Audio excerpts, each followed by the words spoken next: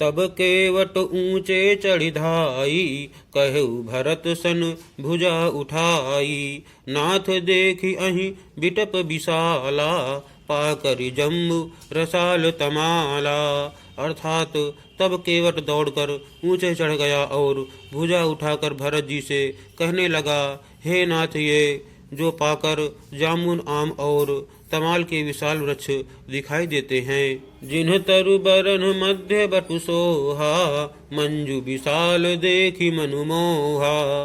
नील सघन पल्लव फल लाला, अबिरल छाह सुखद सब काला।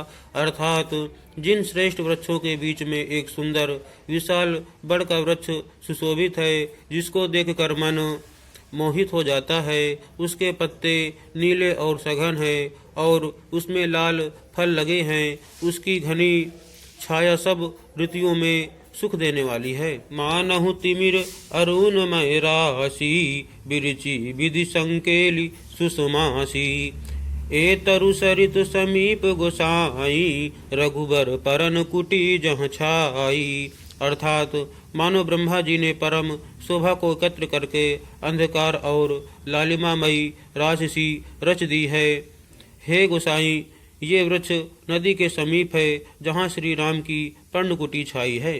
तुलसी तरुबर विविध सुहाए, कहूँ कहूँ सिय कहूँ लखन लगाए। बट छाया बेतिका बनाई, सिय निज पानी सरोज सुहाई। अर्थात वहाँ तुलसी जी के बहुत से सुंदर वृक्ष सुशोभित हैं, जो कहीं कहीं सीता जी ने और कहीं लक्ष्मण जी ने लगाए हैं। इसी बड़ की छाया में सीता जी ने अपने कर कमलों से सुंदर वेदी बनाई है। यहाँ बैठी मुनिगण सहित नित सिय राम सुजान, सुनहि कथा इतिहास सब आगम निगम पुराण।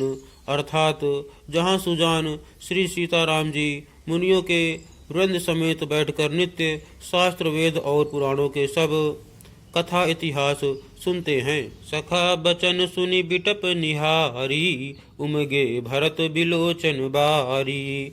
करत प्रणाम चले दो भाई, कहत प्रीति सारद सकुचाई। अर्थात सखा के वचन सुनकर और वृक्षों को देखकर भरत जी के नेत्रों में जल उमड़ आया। दोनों भाई प्रणाम करते हुए चले।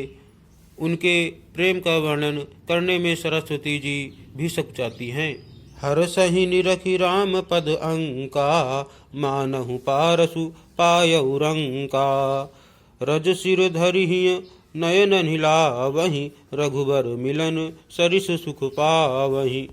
अर्थात श्री रामचंद्र जी के चरण चिन्ह देखकर दोनों भाई ऐसे हर्षित होते हैं, मानो दरिद्र पारस पा गया हो। वहाँ की रज को मस्तक पर रखकर हृदय में और नेत्रों में लगाते हैं और श्री रघुनाथ जी के मिलने के समान सुख पाते हैं।